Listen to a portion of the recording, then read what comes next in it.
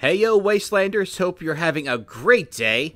Now just to clarify and get this out of the way, no, I don't have Tale of Two Wastelands reinstalled at this time. This run actually started back in mid-February, and I originally intended to upload this much earlier, but then I got sidetracked and, well, got in the mood to get some Faction Warriors back on track, and you could say since then I've been distracted with other runs since then.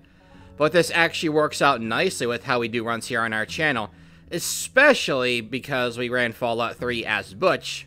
So we can, for the first time on this channel, have a continuation of our AU continuity. But before that, here's a quick refresher on what we have access to in this run as Butch DeLoria.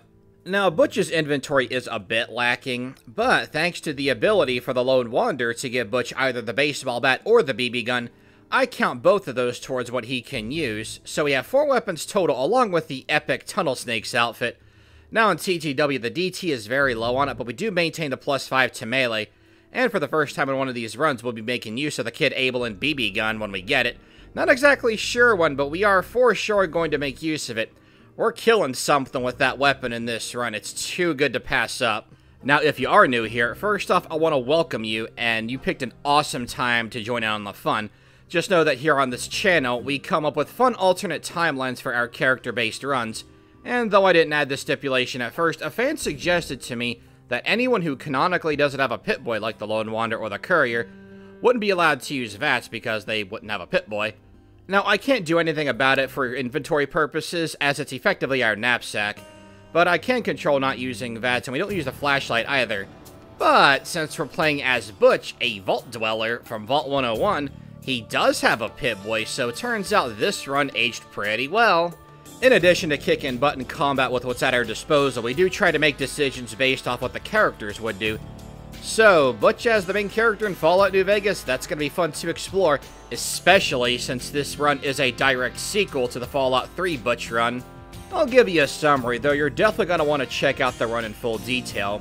Basically, in the Fallout 3 run, Butch left Vault 101 because instead of staying back after the Lone Wanderer assisted him, Butch wanted to follow and at least help them cover their escape, only to find out through the sound of a gunshot and Amada's horrified scream that Butch's new pal was killed by the Overseer, their trusting nature proving to be their downfall. And since Butch was considered to be aiding the Lone Wanderer, he was considered fair game by the Overseer too. So instead of the Lone Wanderer leaving, it's Butch. And to make a long story short, after Project Purity's completion, as well as learning through the coded message that his mother passed away due to her excess drinking getting much worse, Butch leaves the Capital Wasteland behind, not caring where the mysterious train in Union Station takes him. With all that in mind, let's set the scene. Butch has been in the Mojave Wasteland for 4 years, not as a courier, but as a small-time freelancer who survives off of small jobs. Though he's living in Novac, he does stay in Good Springs from time to time. Butch hasn't paid much attention to the politics of the Mojave unless they directly involve him, which for him is steering clear of the Legion when he can, and he doesn't particularly care for the NCR either, though to him, they're certainly better than Caesar's little minions. Between what he's gone through in the Capital Wasteland and surviving here for 4 years, I'd say that Butch outgrew his cowardice, and what's replaced that was a pragmatism that comes with a neutral karma companion. He is still kind of a dork, though, especially when it comes to expressing himself, and this includes his, I'm not going to say cowardice, but maybe distance. His fun-loving, free-spirited attitude are largely intact, and he is still a big kid at heart. Heard something about a courier getting shot, and, well, as Butch thinks, that sucks, but it's just another day in the wasteland. Dude probably wouldn't have lasted back out east. Oh, and I decided to give Butch a salt and pepper look for his hair to make him look a little bit older. I don't know, it just seemed like a cool idea to me. I could definitely see Butch as the kind of guy who gets grays early, and he just kind of rocks it. As this is a run I recorded back in February, my gameplay isn't what it is today. A lot of Pip-Boy opening, not much in the way of hotkeying. Actually, I don't think I hotkey anything in this run. But, it's kind of fun to look back and see then me and now me. Now, the last little tidbit of scene setting here is that the baseball bat, the one he has in his inventory, is the same one from the Lone Wanderer in canon, and he kind of keeps it as a memento. It's got a lot of wear and tear, but it's clearly very well cared for.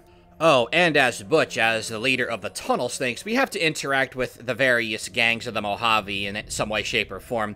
The Great Khans, the Powder Gangers, I mean, we're gonna kill the Fiends because, like, those guys are way too extreme for Butch.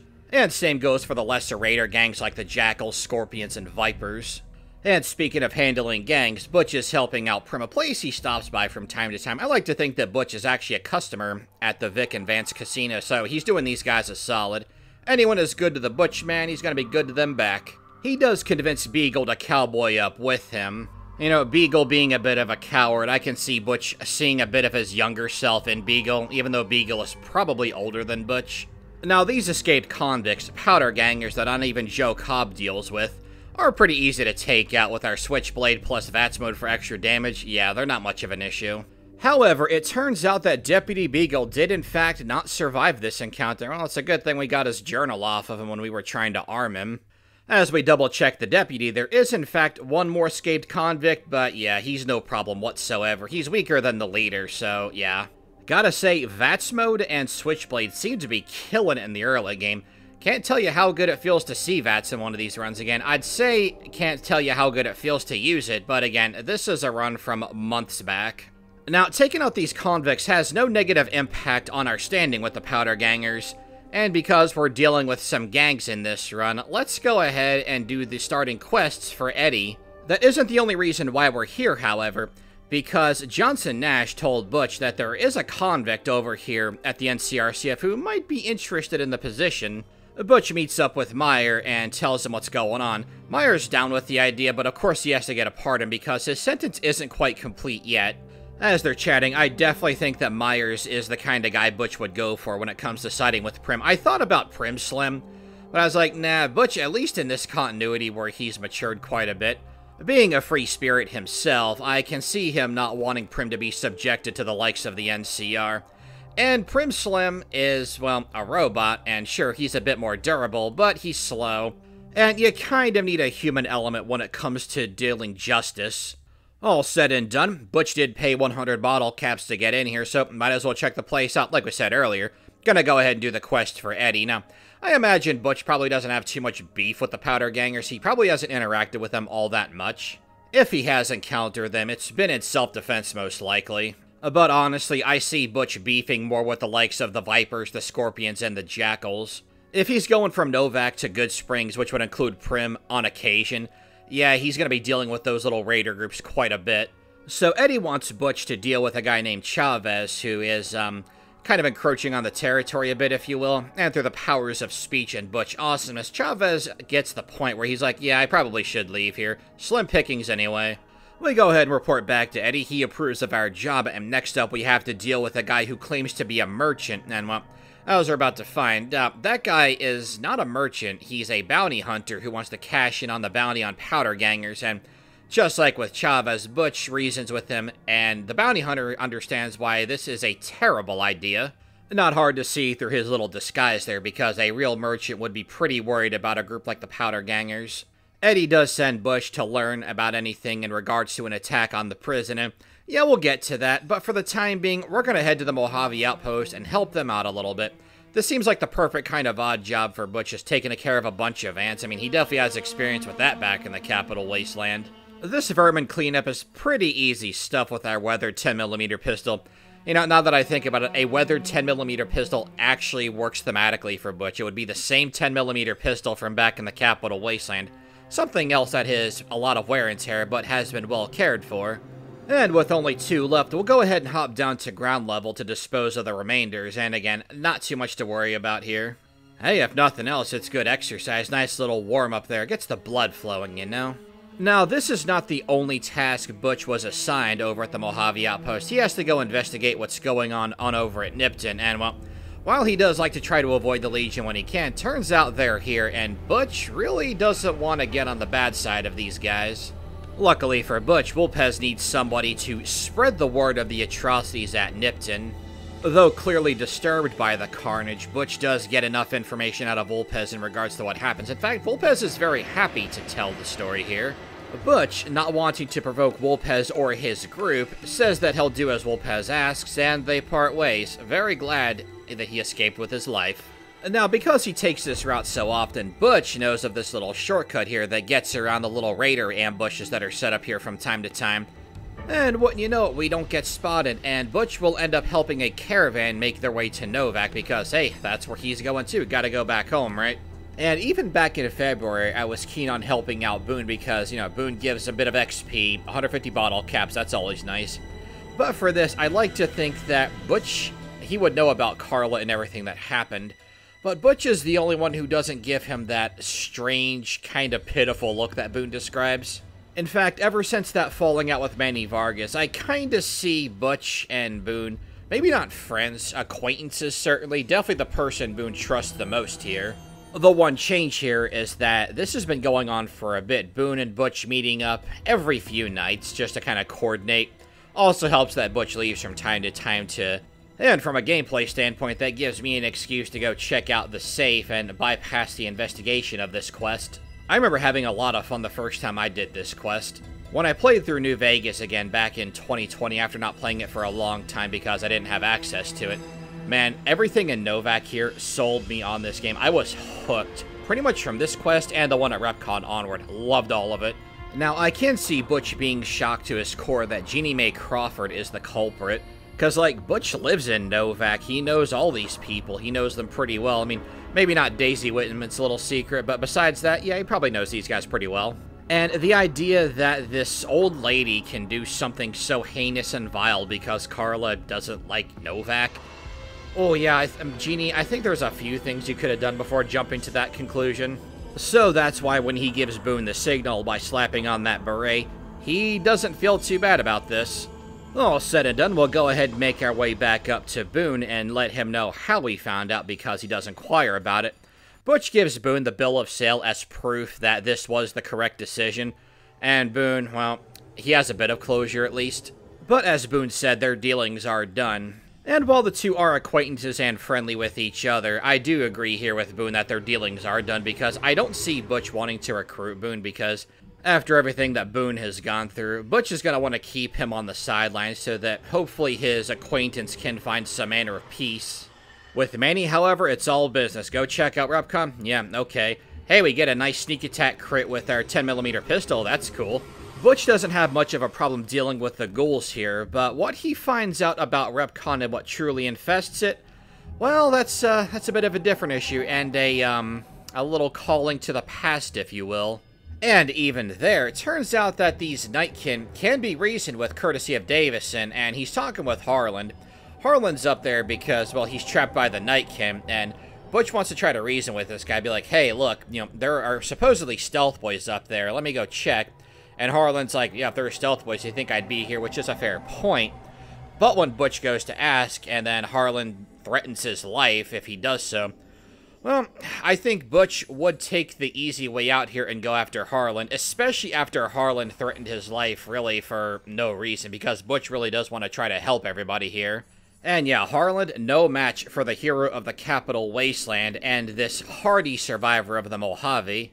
I like to imagine that when Butch is interacting with Davison, he's not that put off by it because, I mean, he dealt with the super mutants in the Capital Wasteland. Those guys are way more violent and quick to act than the Nightkin are. Yeah, this is a breath of fresh air, if anything, and Davison's probably like, wow, this human's alright. And Butch is like, yeah, it's cool, I took care of the problem. Here's the proof that the stealth boys aren't here, so, you know, good luck to you. I think Butch would have been pretty comfortable over at Jacobstown. All that's left is to help Jason Bright and his pack of Bright followers find their way to the Promised Land, and when we check the terminal, we don't have the science check on its own, but thanks to Comprehension, gotta love my friend for suggesting that to me, I've loved this perk ever since, and a Programmer's Digest were able to recalibrate and get Jason's group to where they need to go with much more efficiency.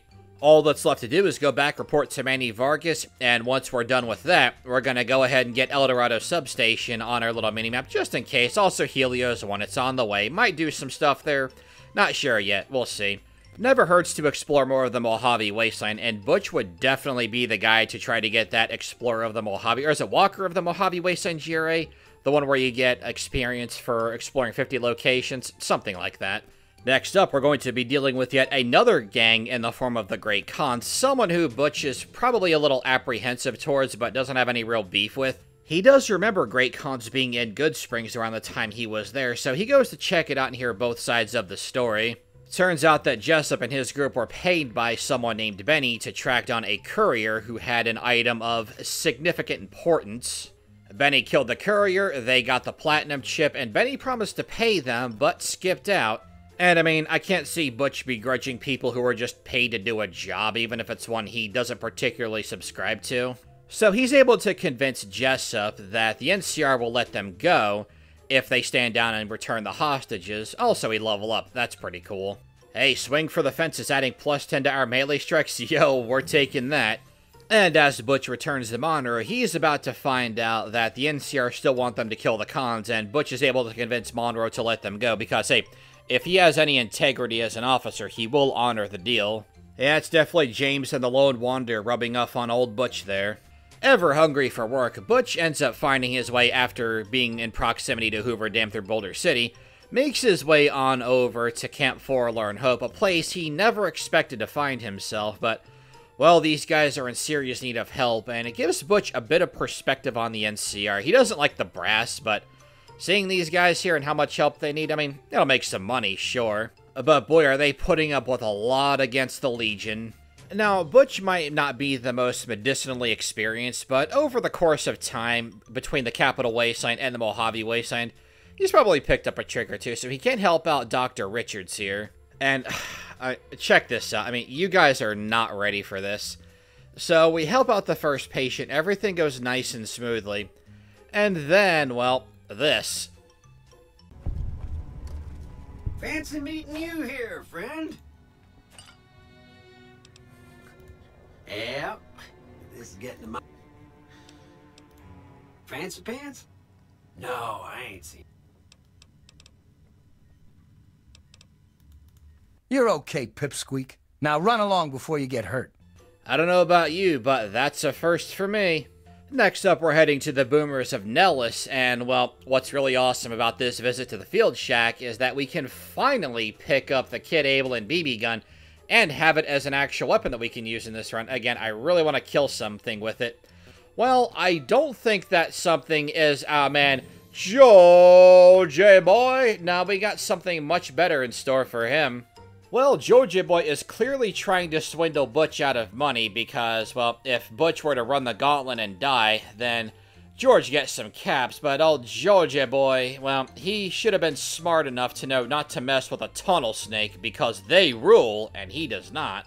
And before you say, well, Butch wouldn't do that, hey, Butch is the one to suggest to the Lone Wanderer back in Fallout 3 to rig the air filtration system just so that he can get out of Vault 101. Yeah, I can definitely see Butch shooting Joe J-Boy, especially in this alternate timeline, over getting swindled so cold-heartedly like that. I should say attempt at swindling. Anyways, Butch makes it over to the Boomers, and Pearl gives him mostly free reign to the place, so, well, thanks for the combat armor and helmet. That's gonna sell nicely.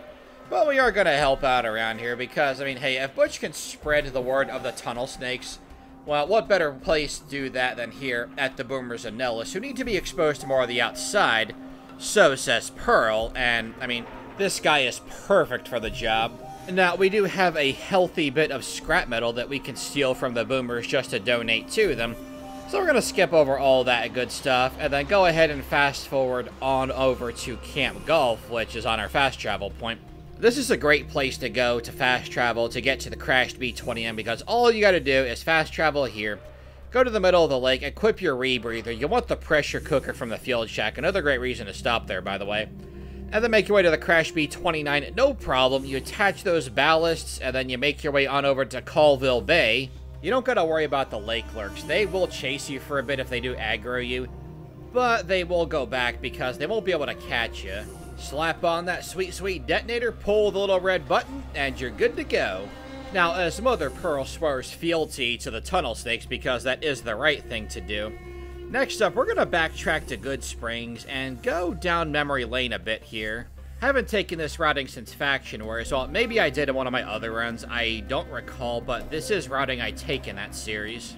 Once you get a Stealth Boy, regardless if it's from the Good Springs School or from Joe Cobb if you kill him because he always carries one, you can pop it here and evade the Cazadors. And once you do that, you can make your way to Red Rock Canyon, lickety-split. That's really good for getting that early on, if you want to get access to the Great Cons early on. And the reason why you might want to do that, maybe you want to get a head start on Oh My Papa, or you want to get access to Jack, one of, in my opinion, best vendors in the game.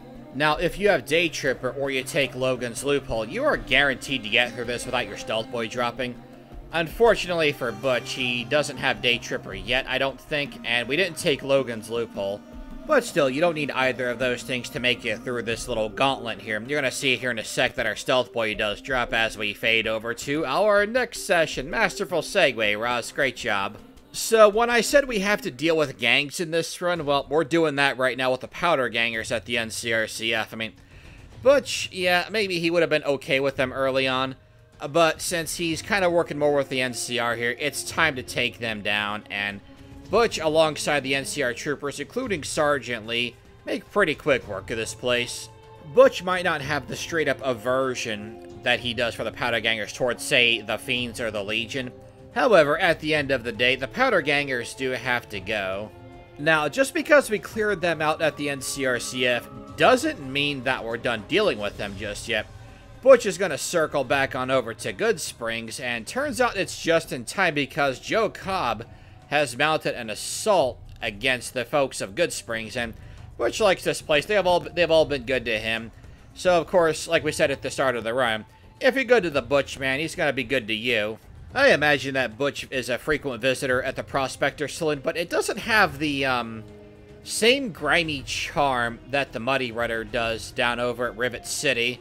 Oh, Butch, if only you knew the fate that befell Rivet City, because it's very unlikely that you're going to go back to the Capital Wasteland soon, if at all. But yeah, since this is meant to be a low-level quest, the Powder Gangers, including Joe Cobb here, are extremely easy to defeat, even with my very bad shooting. Best of all, once we kill Joe Cobb, we get an extra Stealth Boy. Can never have too many of those. And, well, once Joe Cobb goes down, I think that Butch has earned a free first drink on the house for years to come, hitting idolized status with Good Springs. Now, just because Butch was helping out the NCR doesn't mean he's not going to assist another gang if he wants to side with them instead. Case in point here with the Kings, I think that Butch would think Pacer's a punk. I mean, preaching to the choir, right? And while Butch might have some respect for the NCR on a ground level with the troopers he interacts with and such, yeah, at the end of the day, they are still the invaders, and when it comes to thwarting said oppression, yeah, not gonna break that free spirit. It's a real shame that Major Kieran had to go because she seemed like a great person, but, well, in the Mojave Wasteland, there are only winners or losers, and Butch, although he is a free spirit, outside of the politics of the Mojave, he wants to be on the winning side. Now, whereas I don't think Butch and Pacer would get along, I think that the King and Butch, especially the one in this timeline, would get along spectacularly. Now, Butch wants to join the Tunnel Snakes and the Kings in an alliance, and yeah, the King's all for that. That also means that Butch has to become a member of the Kings, and yeah, Butch is down for that too. Oh man, I might have to do a parallel run of this where the King goes through Fallout 3, but we'll get to that when the time comes. So Butch agrees to join the Kings, and... Normally, we don't let outsiders join, but I think I can make an exception in your case. From this day forward, you're one of us. In addition, if you want to do something about that hair of yours, perhaps more importantly...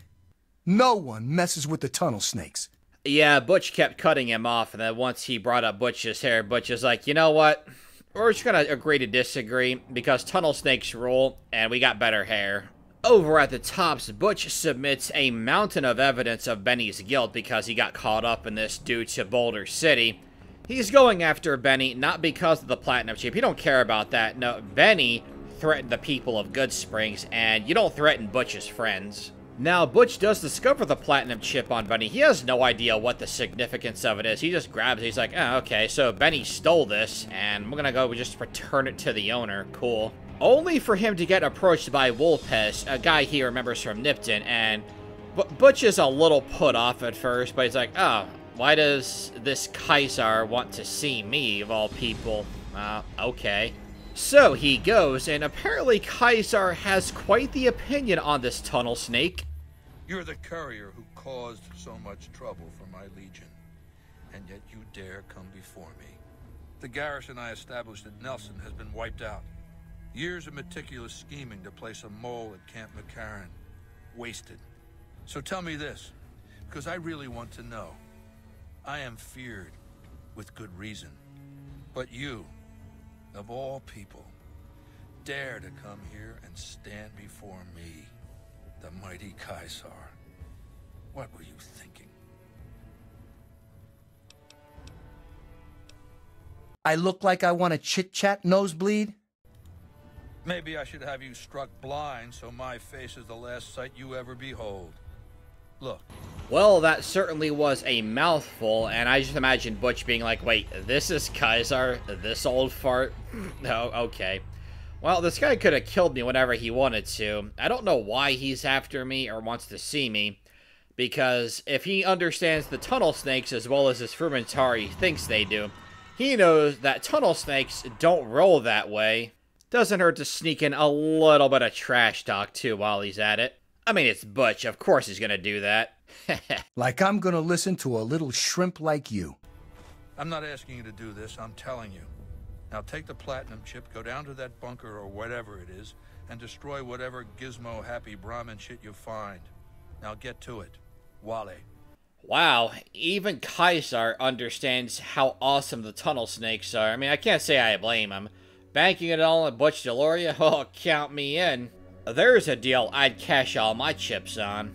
Okay, yeah, I'm rambling at this point, but seriously, we have the science check to beat everything here and bypass all the encounters. It's always nice when this happens, because we can just get through here lickety-split and get back to Caesar, because, of course, Butch, he's like, oh, he wants me to go to the bunker? Oh, what does this button do? Upgrade the Securitrons? Alright. Yeah, we're gonna go back to Caesar and tell him that we did the deed. And hey, might as well turn in this quest and get the experience points, because Butch would definitely do that to Caesar. Be like, oh, Caesar actually believes me? Okay, sure, fine, alright. Then he realizes that Caesar is serious about Butch working for him, and well, I don't know about you, but Butch, I think he takes a little exception to that. That's not what Butch is about, you know? Mark my words, you piece of shit. This is the last time you will ever refuse to perform an order I've given you. If you meant what you said, you best be on your way, and at good speed. And forget all that I could have given you. If you ever disobey me again, I will order my Praetorians to hack you to death with their machetes for my entertainment. Come on, tunnel snakes. This little bitch isn't worth our time.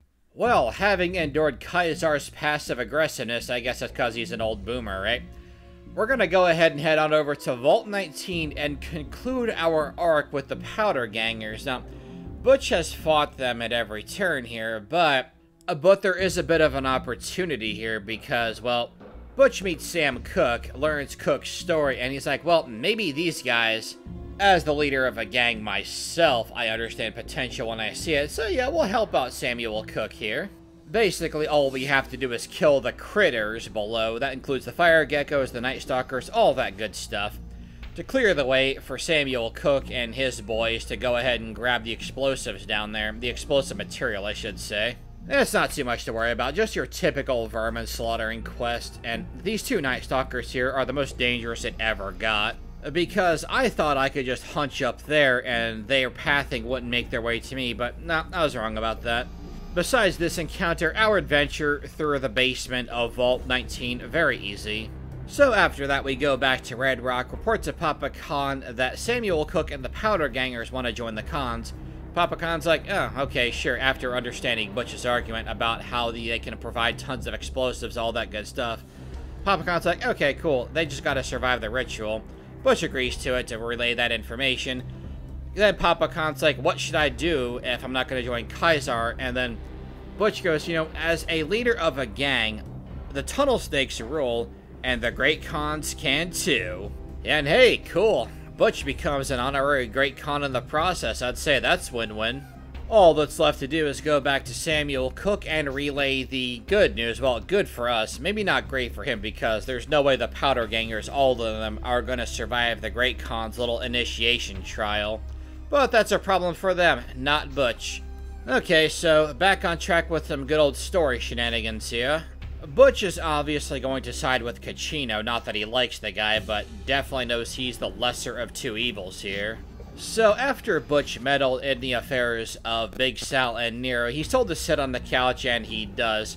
Cocky grin on his face as usual, because Butch just has a feeling that everything is gonna be alright, and well, once he's offered a chance to respond, Butch can tell Big Sal that he doesn't know anything about the plan, and then Butch just says, hey, Big Sal, Nero set me up, and this happened. I knew there had to be someone higher up helping you. Nero, you backstabbing, two-timing mother... I knew this day would come. So evidently, Big Sal thinks that Nero can turn on him, but neither of them suspect that Caesar might be playing them, and they're supposed to be the tribe who lives off of betrayal. Good writing, Obsidian. Absolutely masterful.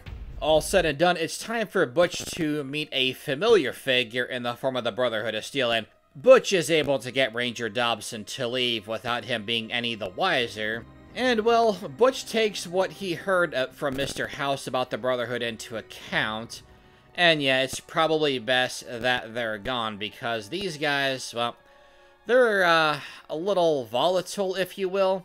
Anyway, as we escape the Hidden Valley bunker, you're probably wondering by now, why Mr. House for Butch? Well, the NCR and the Legion are absolute no-goes. The NCR is an oppressive invader. That's a no-go for a free spirit like Butch. And the Legion, well, they're a little too intense. That's exactly what he says to an evil lone wanderer when the evil lone wanderer attempts to recruit him. And circling back to free spirit, I don't see Butch being interested in running New Vegas. Sure, it sounds like fun in the short term, but Butch did want to leave Vault 101 because it would be the same thing over and over and over again. Mr. House's stance on private citizens just gels perfectly with Butch's lifestyle. Alright, I'll give you full access. Damn right you will. And hey, if Butch is gonna bring the tunnel snakes over here and start anew, what better person to have your back than the Lord of New Vegas?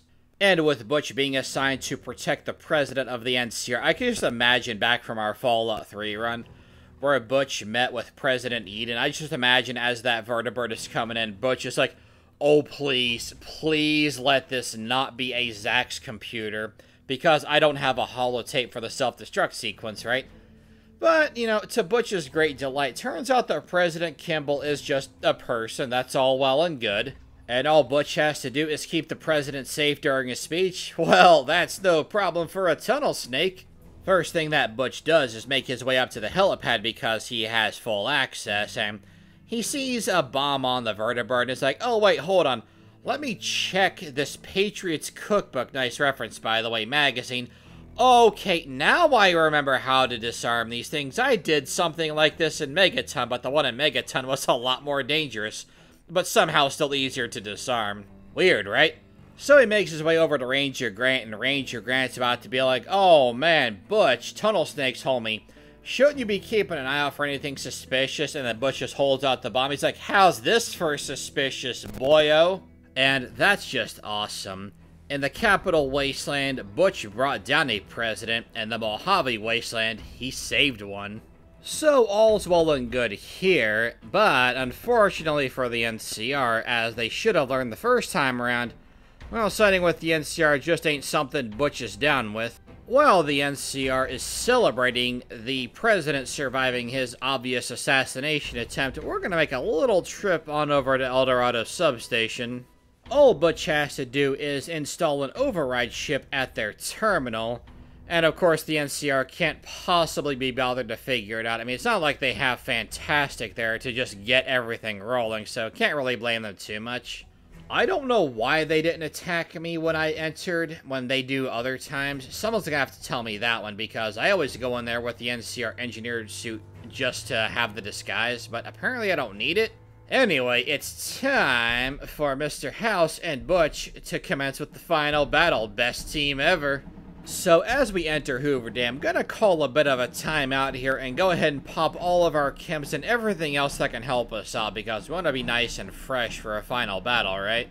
Now, because Butch convinced Papa Khan to don the Tunnel Snake's mantle and make it the Great Khan's rule, They're not here right now, and that's fine with me, because better to spare 3 great cons from a fate of joining the Legion and dying for them, when we could just kill a bunch of Kenturians who are attacking our NCR Ranger buddies. Gotta expend our resources where they really count, right? Well, unsurprisingly, us with our weathered 10mm pistol aren't faring so well against guys who are armed with stuff like hunting rifles, anti-material rifles, and a bunch of other high-end stuff. That's way better than what we have, but luckily our Securitron just goes foobar with its missiles. Gotta love that Mark II upgrade. There's one more in the first wave, but Butch is easily able to dispatch it. As we advance through Hoover Dam, we're gonna have to battle 1 Prime Legionary and a couple of Kenturians accompanying him. And starts off real great here. Thanks to VATS, we're able to pinpoint our accuracy and just take out the Prime Legionary like he's nothing. Man, I really feel like Kaiser hasn't sent his best when apparently he has, according to him. But word down the grapevine has it that Kaiser hasn't been feeling too well lately, so maybe his judgment is a bit clouded. And apparently past me was like, hey, rather than going into the door and speeding things up a bit here, let's go ahead and battle the Kenturians that spawn at the halfway point, as well as the ones that spawn behind us, because that sounds like a fun time, right? Actually, yes, it does. And I gotta say, Butch's headshot game is A+. And as we turn around and get ready to take on the Legion reinforcements that the NCR neglected to check before, thanks, Oliver. Gonna go ahead and heal up a bit. We're really hurting for health right now. Man, I swear, those critical hits are a game changer. And as we engage in this shootout that the Kenturian apparently gave up on, we see that crashed, no longer crashed, B-29 in the distance. Love it. Alright, with the Legion's reinforcements cut off, we're gonna head on inside as Mr. House wants us to. Now, I've made fun of this in previous runs, and this kind of works out that I recorded this back in February, but it actually kind of makes sense that Butch knows who Colonel Moore is, at least by name. He's idolized with the NCR, and really, Mr. House probably briefed Butch on this before he was deployed to Hoover Dam. Now, one more thing I want to clear up as to why I had Butch side with Mr. House over the other factions. I did mention that Butch would dislike authority, which he does. That's very in character with him. And that's true even in this alternate timeline. But the thing that makes Butch side with Mr. House over the NCR is the fact that the NCR are the invading force here. And honestly, I can see Butch being on board with Mr. House's plan because Mr. House's plan benefits Butch and the Tunnel Snake plans, whatever they may be. Back then, I was considering the NCR because the Civilian Hero Award that you get at the end of the game in the ending slides would make sense for Butch, but I just can't see Butch siding with the Kimball administration. But getting back on track here, I did say that we were going to kill something with the Abelin Kid BB gun. I flipped Kid and Abelin because that's just how my brain works, so kind of whatever. Well, if you ever wanted to see a Legion Kenturian get taken out by the Abelin Kid BB gun, well, here you go. Sneak attack crit does all of the damage, all of the awesome. Okay, so we may have met our quota with Abelin Kid BB gun kills, but what's the harm in adding 1 or 2 more, right? Well, let's count the shots, shall we? 1, 2, 3, 4, 5, and 6. 6 Abelin Kid BB gun sneak attacks to take out another Kenturian, our third. Or was it second? I failed math class for a reason, okay? Well, what do you say we got 1 more with our trusty BB gun? Butch does this in the name and honor of his pal, the Lone Wanderer. And our Securitron, who just fell on battle, gonna zoom in and boom, yo! I mean, seriously, when have you ever thought, hey, how many Kenturians and Legionaries in general can Butch kill? Well, we're about to battle Leg Atlanteus, and I'm trying to get myself perched in a nice position where I can potentially get a sneak attack on him without him seeing me. But of course he does, because Leg Atlanteus has pretty good perception, I think. I didn't check, actually. And as we prepare to battle him, we're doing a bit of a serious roll call here. You can tell I'm not very confident here because I'm just going over my inventory back and forth. I'm like, oh man, can I do this? Well, Past Razador, yes you can. You just have to believe in the me that believes in you. No risk, no reward. Let's do this. Alright, gonna cash in all of our action points here, and the sneak attack on Lanius doesn't do a whole lot of damage, nor do the follow-up shots because he is privy to our presence. It doesn't take Atlanteus long to find out where we are. Pretty impressive considering that he can see us stealthily. But unfortunately for him, we bought the strength bobblehead for Super Slam. We're going to pull out our Switchblade, and we're going to go mono-e-mono with the Monster of the East. Well, Atlanteus thinks he's the Monster of the East. Little does he know that Butch comes from way further east and has dealt with a very dangerous Capital Wasteland. Seriously, with this turbo and those Super Slam procs, you think Cloud Strife is awesome with Omni Slash? Has absolutely nothing on Butch DeLoria with Turbo, Super Slam, and everything else that's buffing him like Psycho, Slasher, all that good stuff. And I have to say, I admire the heart on this Praetorian trying to keep Atlanteus alive. Takes a couple hits in Vast Mode, but unfortunately for him, not enough. One last swing of our Switchblade, down Atlanteus goes. He might have drowned too, not sure. Either way, we all know that Butch could take on Atlanteus, which is why he needs all of his little backup dancers to provide him with reinforcement. And I mean, more members of Atlanteus' cheerleader squad comes by, but you think they can take down Butch DeLoria? No siree. Admittedly, they do put up a decent fight, but still, that last Praetorian goes down, and that's all I already said all she wrote. The Legion is Dunyan Rings, baby.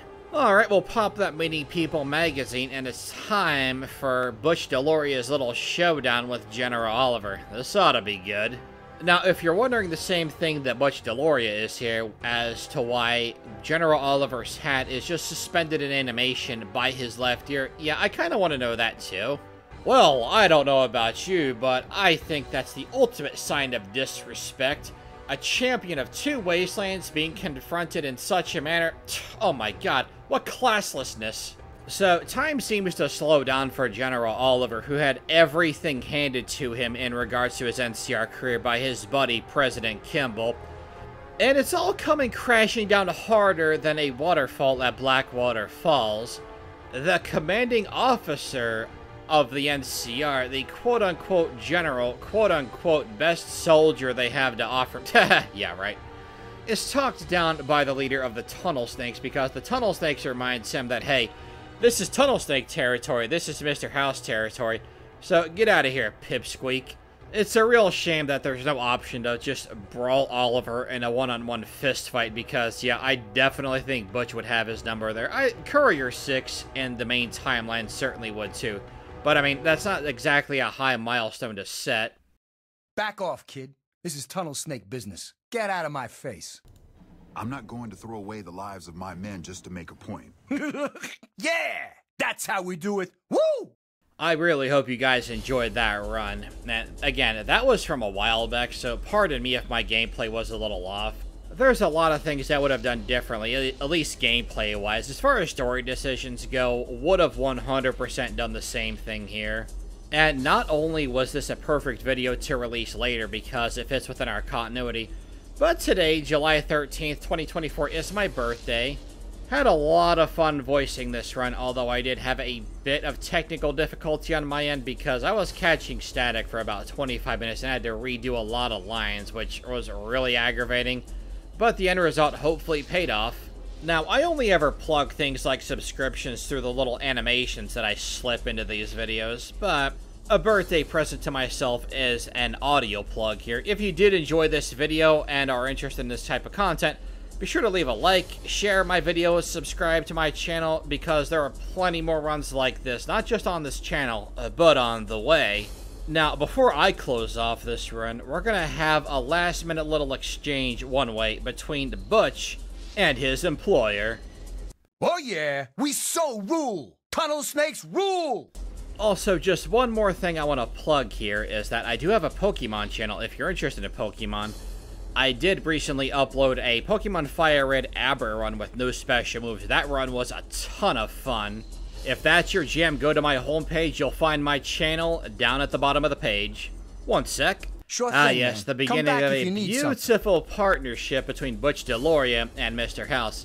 Well, that is until we do a Fallout 4 run with Butch, just to complete the DeLoria trilogy. Really looking forward to that one.